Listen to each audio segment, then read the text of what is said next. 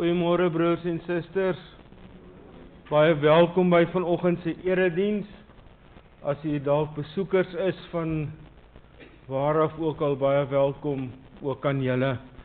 Ons begin ons erediens met 'n toetrede lied uit Gesang 169, verse 1, 2 en 3. En dan bly ons staan vir die foto met die seën en direk daarna ons lofsang, Gesang 474, ook verse 1, 2 en 3.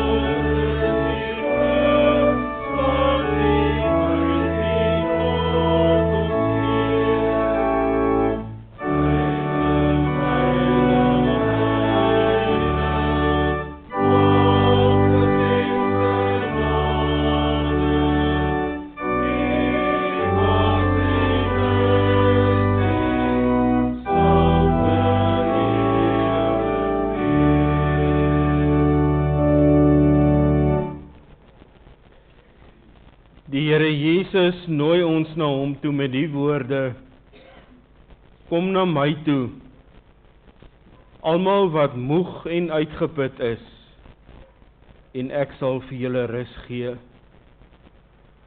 Geliefdes, genade en vrede vir julle van God ons Vader, van Jesus Christus die Here en van die Heilige Gees. Amen.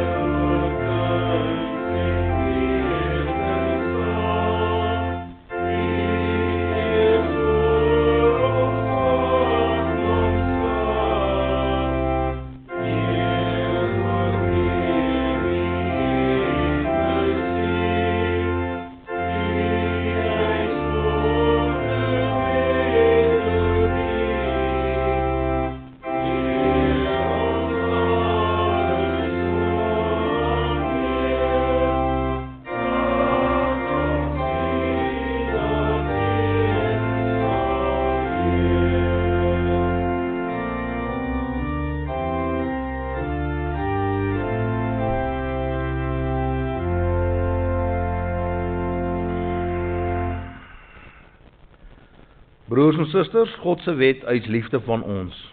Hoor hoe som Jesus die wet vir ons in Matteus 22 vers 35 tot 40 op. En een van hulle, 'n wetgeleerde, het hom met 'n vraag probeer vastrek.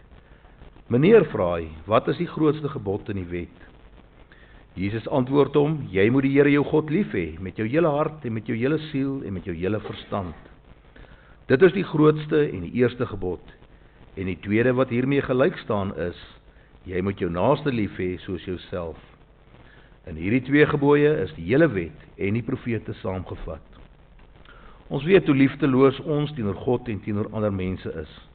Laat ons ons skuld bely met die sing van Gesang 235 vers 1.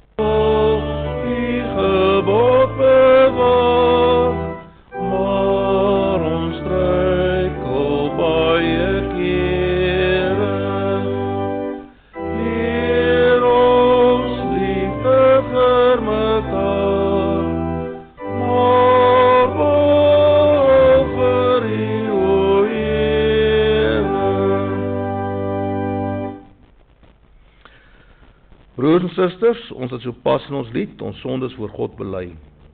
Hoor aan God se genade uit Romeine 10 vers 9 en 10. As jy met jou mond bely dat Jesus die Here is en met jou hart glo dat God hom uit die dood opgewek het, sal jy gered word. Met die hart glo ons en ons word vrygespreek, en met die mond bely ons en ons word gered. Laat ons nou ons geloof bely. Ek glo in God die Vader, die Almagtige, die Skepper van die hemel en die aarde, en in Jesus Christus, sy eniggebore Seun, ons Here, wat ontvang is van die Heilige Gees, gebore is uit die maagd Maria, wat gelei het onder Pontius Pilatus, gekruisig is, gesterf het en begrawe is, en ter helle neergedaal het, wat op die derde dag weer opgestaan het uit die dode, wat opgevaar het na die hemel en sit aan die regterhand van God, die Almagtige Vader, vanwaar hy sal kom om te oordeel, die wat nog lewe en die wat reeds gesterf het. Ek glo in die Heilige Gees. Ek glo in 'n heilige algemene Christelike kerk, die gemeenskap van die heiliges, die vergifnis van sondes, die opstanding van die vlees en 'n ewige lewe. Amen. Ons het bely dat Jesus Christus deur sy lyding, sterwe en opstanding vir ons die ewige lewe verwerf het. Uit dankbaarheid daarvoor moet ons gaan leef soos wat God van ons vra en na die voorbeeld wat hy aan ons stel in Jesus Christus se lewe op aarde. Kom ons sing van hierdie nuwe manier van lewe uit Vonk 57.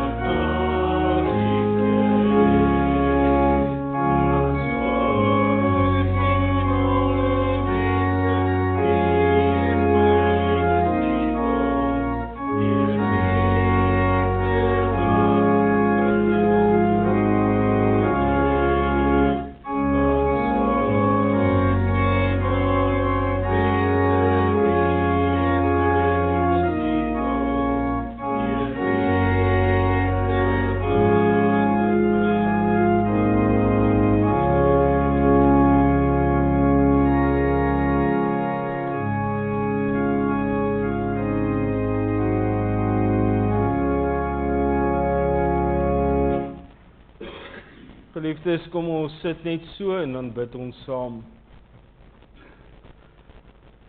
Almagtige God, ons wat klein en nietig is, waag dit vanoggend in U teenwoordigheid. U is heilig. U is sondeloos en volmaak. En voor U kom staan ons met ons skuld op ons rug en kan net pleit om genade. Ons vra, Here, wees ons arme sondaars genadig. Dankie dat U U hande na ons toe uitsteek en dat U ons uitnooi om in U teenwoordigheid te wees. Want U is 'n God wat U kinders by U wil hê. Dankie, Here, dat U ons deel maak van U huisgesin, die kerk.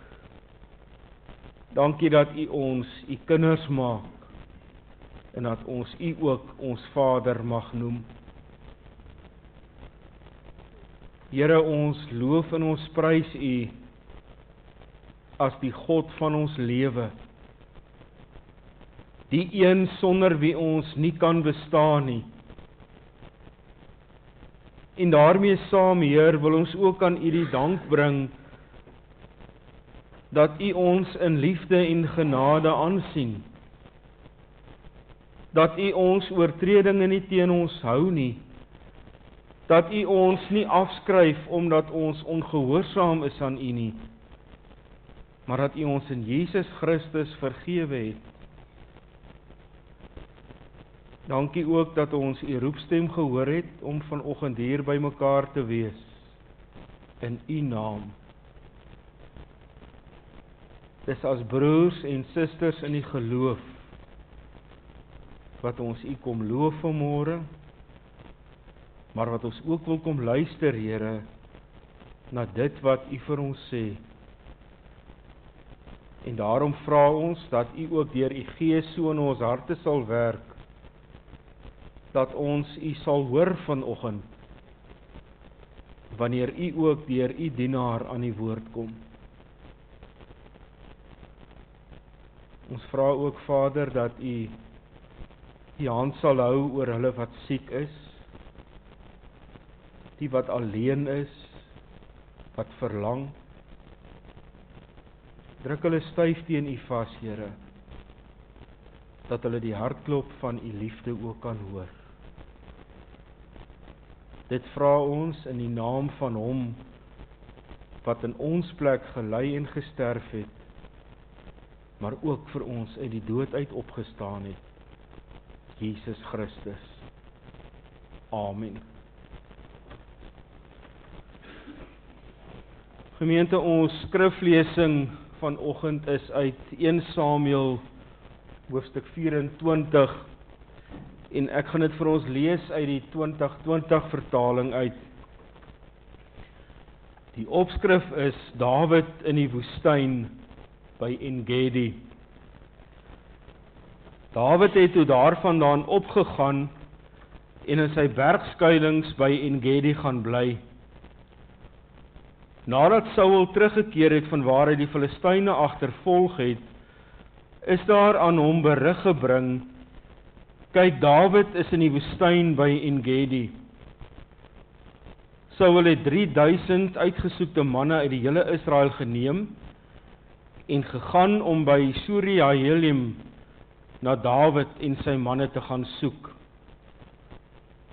Op pad daarheen het hy by veekrale aangekom, waar daar 'n grot was. Saul het daar ingegaan om sy voete te bedek.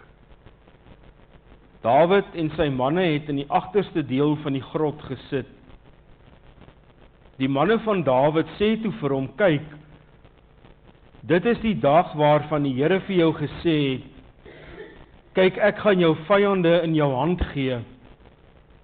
Maak dan met hom soos jy goeddink.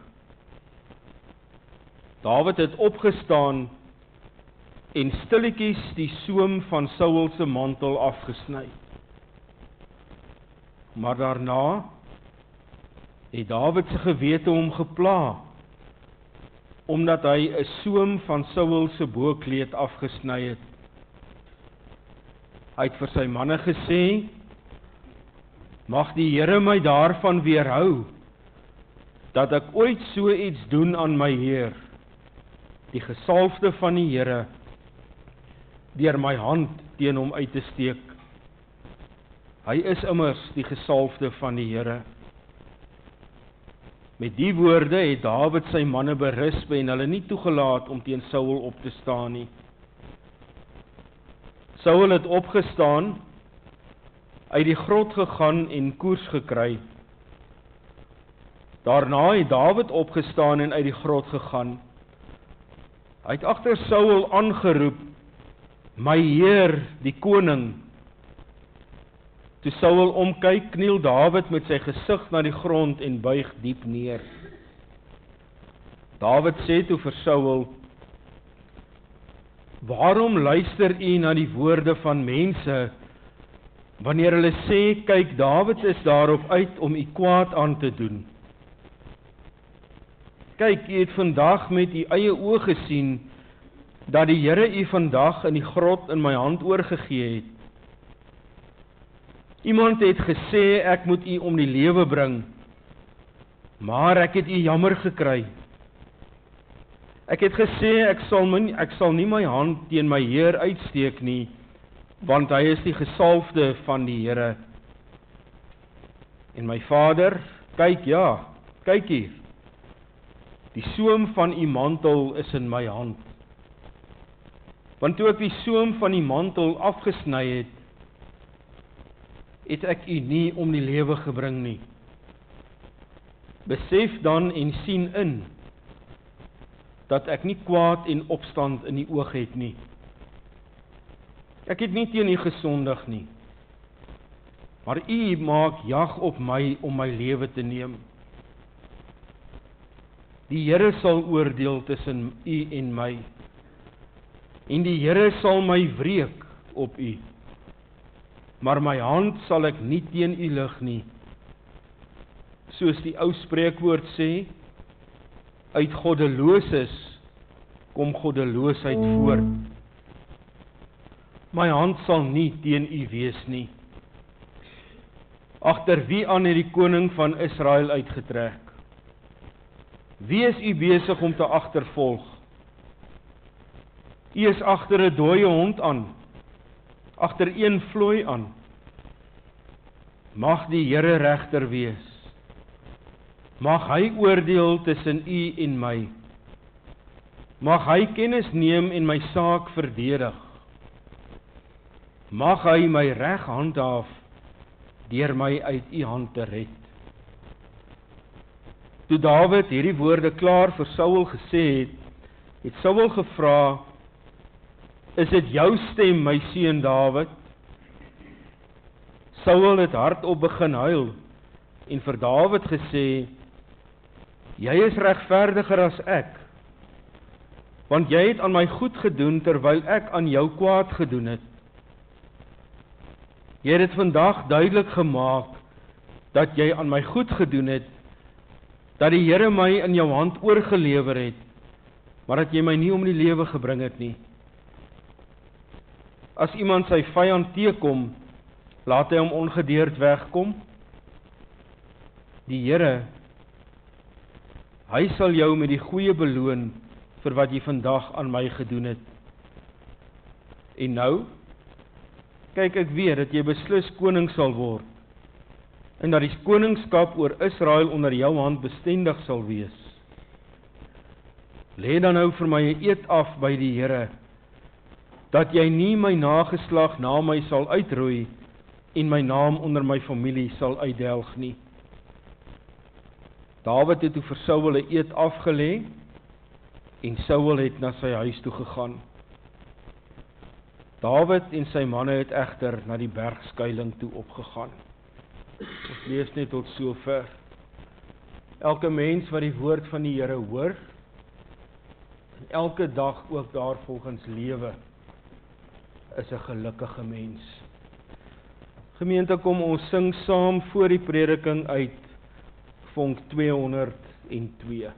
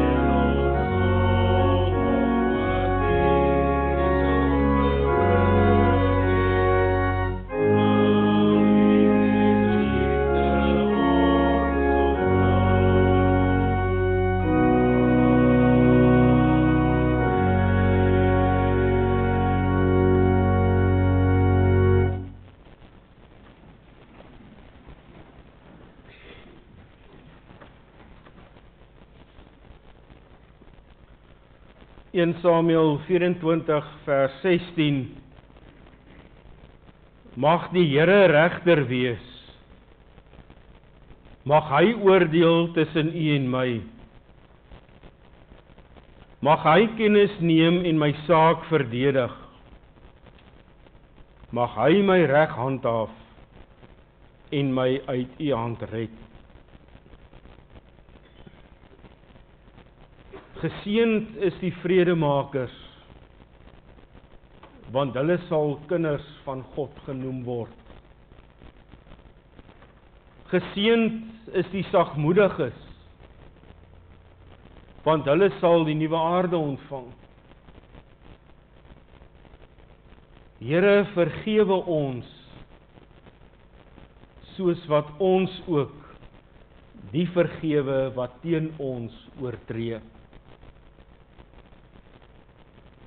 Geliefdes, dit is 3 van vele opdragte wat Jesus vir ons gee, waaraan ons gehoorsaam moet wees om te verseker dat ons lewe soos wat God dit van ons verwag. Dis riglyne wat hy vir ons gee, om te help dat ons gehoorsaam aan God lewe. Dit is tog iets waarna almal van ons wat kinders van God is streef. Ons wil gehoorsaam aan God wees. Ons wil leef soos wat hy van ons vra. Ons wil nie met ons manier van lewe vir God teleurstel nie. Maar dit bly vir ons 'n stryd. Ons faal elke dag. En dan probeer ons regmaak en kort voor lank dan besef ons dat ons maar net weer verkeerd gedoen het. En dat dit maar 'n aanhoudende proses is om weer te probeer regmaak. Hoor wat sê Jesus? Hy praat van die vredemakers. Dis nie altyd maklik om vrede te maak nie. Want as jy gaan vrede maak, moet jy soms erken ook dat jy verkeerd gedoen het. En dat jy onderneem om dit waarmee jy onvrede veroorsaak het, nie weer te doen nie. Soms is dit vir jou wat seer gekry het, of jy wat te nagekom is, of jy wat beskinder is, moeilik om aan te gaan, want jy wil nie onvrede in jou lewe hê nie. Soms gebeur dit ook so. dat daar omstandighede is, en jy kan nie gaan om verskoning vra vir iets wat jy nie verkeerd gedoen het nie. Daarom is dit soms beter om binne die grense wat naaste liefde aan jou stel, maar aan te gaan en 'n afstand te hou, om so ook die vrede te bewaar. Wees sagmoedig, sê Jesus. Moenie kwaad word nie. Moenie vergeld nie. Dit is nie altyd maklik nie. Want jy dink elke keer wanneer jy dink aan dit wat jou aangedoen is, dan besef jy, die seer wil nie weggaan nie. Jy wonder, vir hoe lank gaan ek nog met hierdie seer binne in my moet saamleef? Vergewe mekaar, leer Jesus, soos wat julle wil hê, die Here julle moet vergewe. En is nie altyd maklik om te vergewe nie. Wanneer iemand op jou pad gekom het veral, en jou seer gemaak het, dis eerder asof jy die teenaanval wil begin beplan. Jy begin jou planne maak oor hoe jy jou op hierdie persoon gaan wreek. Hy moet kry wat hy verdien. Hy het my seer gemaak. En hy moet dit weet. Hy moet gestraf word. Vergifnis is nie iets wat nou ter sprake is in hierdie omstandighede nie. Sou mense dikwels redeneer. Die punt is, dis nie maklik om gehoor te gee aan hierdie dinge wat Jesus vir ons leer nie. Veral wanneer ons self aan die ontvangkant is. Wanneer dit ons seer begin word. Wanneer dit ons is wat beledig is of beskinder is. Of ons dit nou wil weet of nie, dis wat Jesus ons leer. As ek onvrede veroorsaak het, gaan maak vrede. Gaan maak dit reg. Ek moet sagmoedig wees. Ek moet weet dat ek van God vra dat hy my sal vergewe, soos wat ek ander vergewe. Dink vir 'n oomblik daaroor, broers en susters. Ek is tevrede as God my vergewe, soos wat ek ander vergewe. Hoe vergewe ek en jy ander? Terwyl ons dink aan hierdie sake en wat ons gedagtes dalk vir 'n oomblik lank gaan besig hou, moet ons terselfdertyd ook dink, indien ek nou gaan doen wat Jesus dan van my vra, hoe gaan dit my lewe verander? Hoe gaan dit enigsins my seer beter maak of wegvat? As ek nou gaan doen wat Jesus van my vra, wat gaan dit doen aan die seer en die kwaad wat ek hier binne in my saamdra, omdat ek of van my geliefdes dalk seer gekry het? Ons het vanoggend 'n pragtige verhaal gelees van iemand wat gedoen het wat die Here van hom vra, en ook gesien hoe hy bevry is daardeur, hoe hy met sy lewe kon aangaan, en dit het nie van self gebeur nie. Hierdie kind van God het ook geworstel met hierdie gedagte. Hy het ook sy opsies oorweeg, wat hy moet doen, watter kanse hy dalk moet gebruik wat op sy pad kom. Saul kom as die oorwinnaar van 'n oorlog af terug. En dan vier hy dit met 'n optog deur die strate. So tydens hierdie optog, dan spog hy oor die oorwinning wat hy behaal het. Hy wys die oorlogsbyt wat hy gevat het. Hy wys ook die gevangenes wat hy tydens hierdie oorlog geneem het, deur hulle as slawe voor die mense deel van hierdie optog te maak.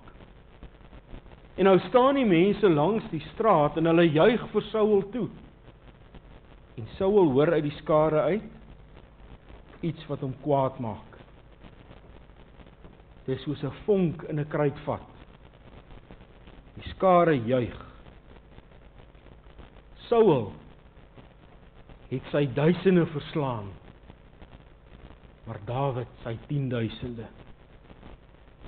Verder word daar ook aan Saul stories vertel. Dawid is op soek na jou om die lewe te bring. Hy wil jou kwaad aandoen. En onmiddellik is Saul gevul met jaloesie. Iemand anders het meer aanhang by die volk as hy self. Saul voel sy mag word bedreig, en wat is nou die maklikste? Sorg dat hy wat jou mag bedreig, om die lewe gebring word.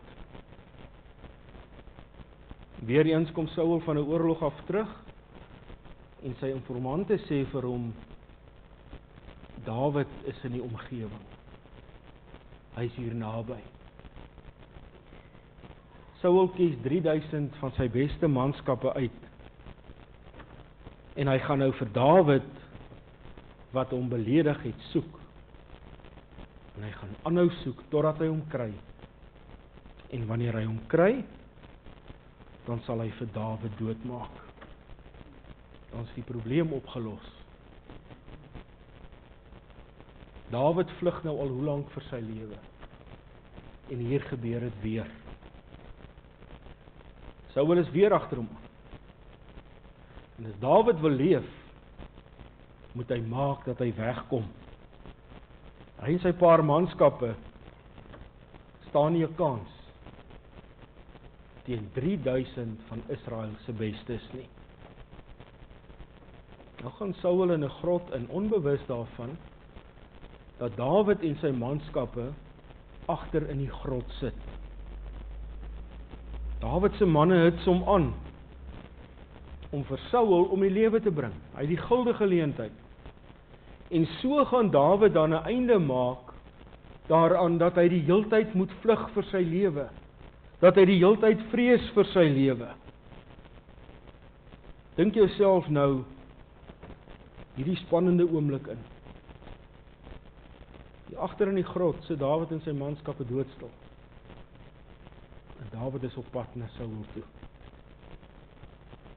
Hy het die guldige geleentheid om vir Saul om die lewe te bring en 'n einde te maak aan alles. En wat doen Dawid? Hy sny 'n stuk van Saul se mantel af. En dan voel Dawid skuldig daaroor dat hy dit gedoen het. 'n Mantel, broers en susters, was 'n kledingstuk wat besondere betekenis gehad het. Vir alle godsdienstige betekenis. Dit is 'n kledingstuk wat gedra is deur konings, profete en priesters. Hoe het hierdie mense in daardie posisie gekom? Hulle is in die eerste plek deur God geroep. Hy self het hulle aangewys as priester, koning of profeet. En dan word hulle gesalf. Hulle het dus 'n rol in die samelewing vervul waar God aan hulle gesag verleen het, waarmee hulle sy volk polities en godsdienstig kan regeer. En nou het Dawid 'n stuk van Saul se mantel afgesny. En vir hom wat 'n gelowige is, wat homself beskou as 'n kind van God, beteken dit dat hy 'n deel van die gesag wat God vir Saul gegee het, van Saul al weggevat het. Wie is hy? Dawid, wat 'n mens is, om die gesag wat God aan iemand gegee het, van hom af weg te neem. Dit is presies dit wat Dawid dan ook aan sy manskappe verduidelik en hulle berispe. Hulle keer om vir Saul te gaan doodmaak. En net soos vir Dawid moes dit vir sy manskappe ook swaar gewees het. Want ook hulle was die heeltyd aan die vlug. Moes die heeltyd hardloop. Die heeltyd vrees vir hulle lewens. Nou sê Dawid, hy sal nie sy hand lig teen die gesalfde van die Here nie. Want dan lig hy sy hand teen die Here self. En wie kan dit oorleef? En daar gaan Saul, ongedeerd. Maar Dawid los dit nie daar nie, hy gaan agter Saul aan, en hy probeer hierdie ding oplos. En interessant dat Dawid dit probeer oplos, op 'n manier wat die Here Jesus ons ook leer, ons probleme tussen mekaar oplos. Gaan praat met mekaar.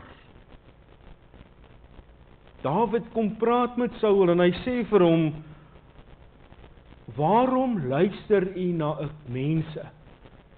Mense wat 'n klomp onwaarhede oor my aan u vertel, mense wat vir u kom vertel, ek wil u kwaad aandoen. Ek het vandag die geleentheid gehad om u dood te maak. Watter groter kwaad as dit kon ek u aandoen? Ek het u jammer gekry. Meer nog, ek het besef dat u die gesalfde van die Here is. En wanneer ek my hand teen u lig ek ook my hand teen die Here. As iemand nie wil glo nie, kyk hier. Ek het 'n stuk van die mantel in my hand wat ek afgesny het. Ek het die kans gehad om die lewe te bring, maar ek het nie. Verstaan tog nou, dat daar geen kwaad en geen opstand by my is teenoor u nie. U het u ore uitgeleen. En nou maak u jag op my om my om die lewe te bring. En dan speel Dawid sy troefkaart. As iemand nie glo nie, koning Saul, dan is dit reg. Want ek is bereid om die Here te roep as regter. Ek is bereid dat hy wat deur my kyk en my ken beter as wat ek myself ken, my kan beoordeel.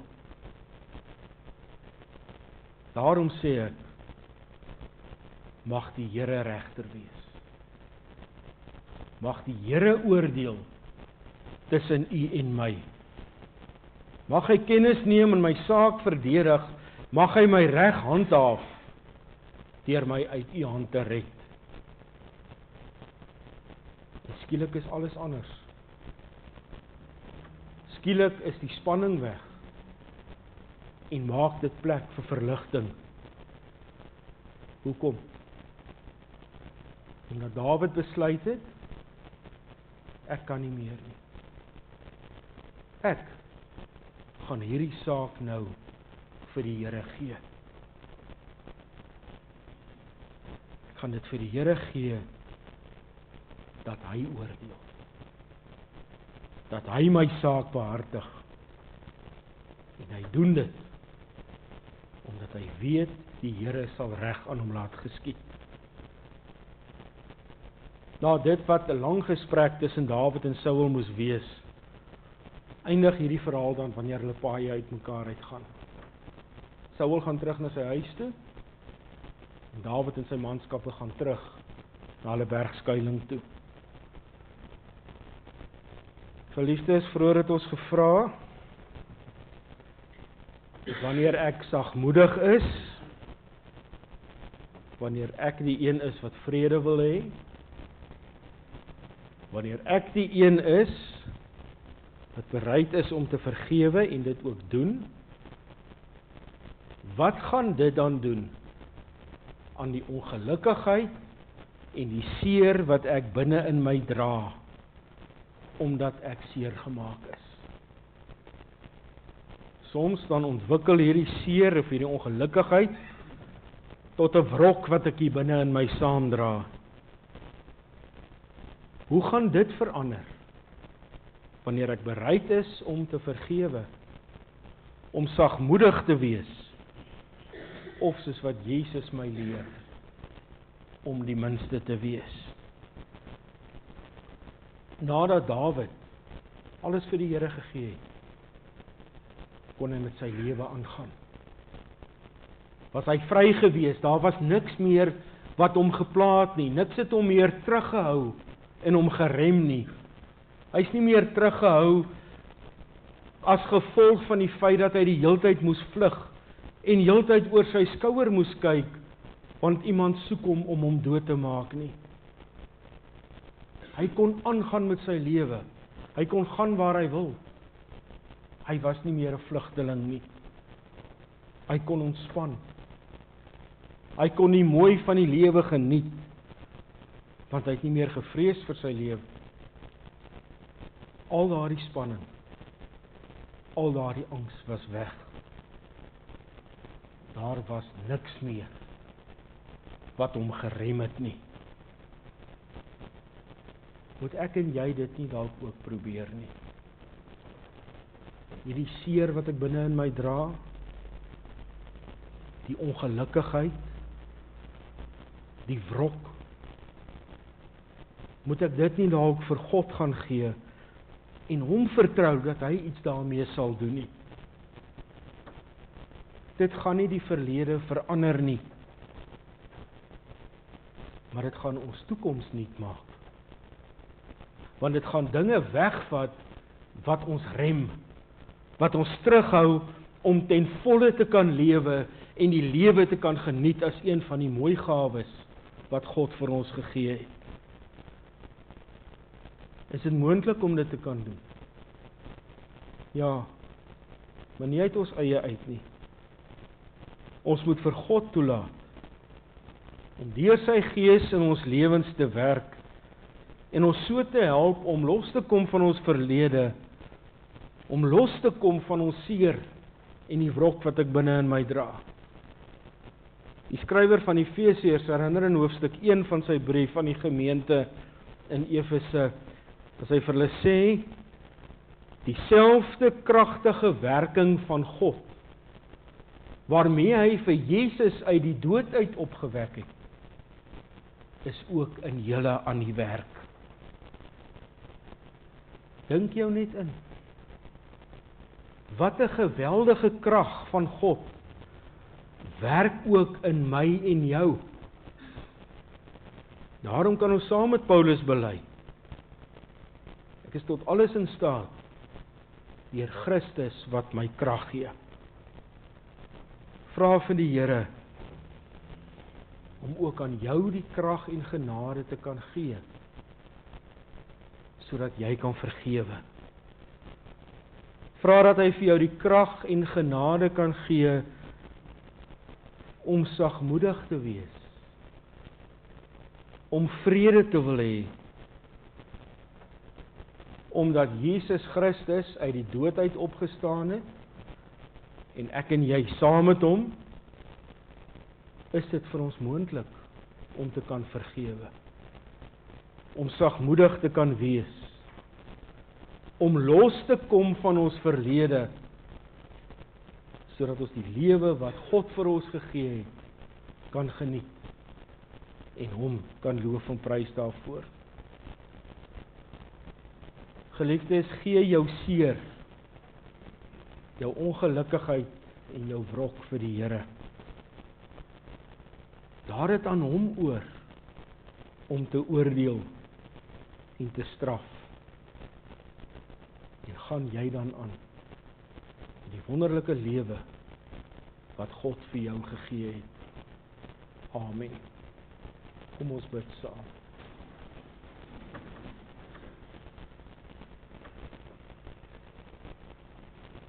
Hemelse Vader, U ken elkeen van ons. U weet ook, Here, wat elkeen van ons met ons saamdra. U weet waar daar seer is.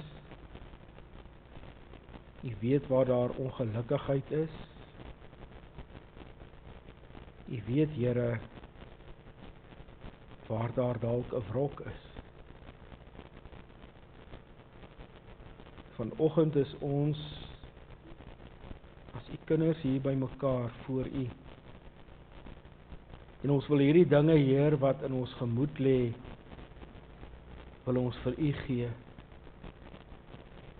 En net soos Dawid van ouds wil ons vir U vra, dat U die regter sal wees. Dat U sal oordeel. U ken ons, Here, U weet wat in ons gemoed aan die gang is. As dit ons is wat moet gaan vrede maak, of moet gaan om vergifnis vra, gee vir ons die krag om dit te doen. Waar dit dalk ons is wat seer gekry het, wat leed aangedoen is, help ons, Here, om te vergewe, sodat ons niks het wat ons keer om die wonderlike lewe wat U as gawe aan ons gegee het, te kan leef nie. Sodat daar niks is wat ons rem en ons terughou, wanneer ons U wil loof en prys nie. Heer, ons kan dit nie uit ons eie uitdoen nie. Ons het U hulp nodig. En daarom vra ons, dat U die wonderlike krag waarmee U vir Jesus uit die dood uit opgewek het, ook in ons sal laat werk, sodat ons 'n lewe kan leef waarmee U tevrede is, en dat ons U nie teleurstel nie. Hou U hand oor ons, Heer, ook wanneer ons hiervandaan verder gaan. Behoed ons en bewaar ons. En los ons asseblief nooit alleen nie. In Jesus naam vra ons dit. Amen.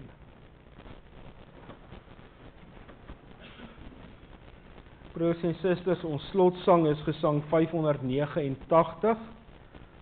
Ons sing daarvan verse 1, 2 en 4. En dan bly ons staan vir die seëngroet, en ons slotsang op ons wegsendingsled dan eerder is vonk 484 verse 1 en 3.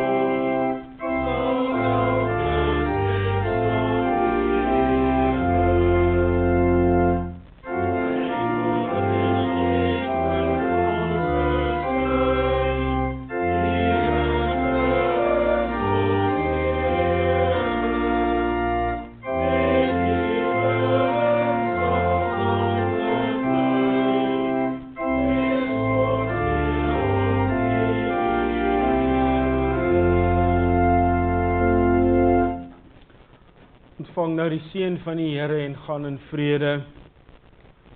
Mag die Here jou seën en jou beskerm. Mag die Here sy aangesig oor jou laat skyn en jou genadig wees. Mag die Here sy aangesig na jou toe oplig en aan jou vrede gee. Amen.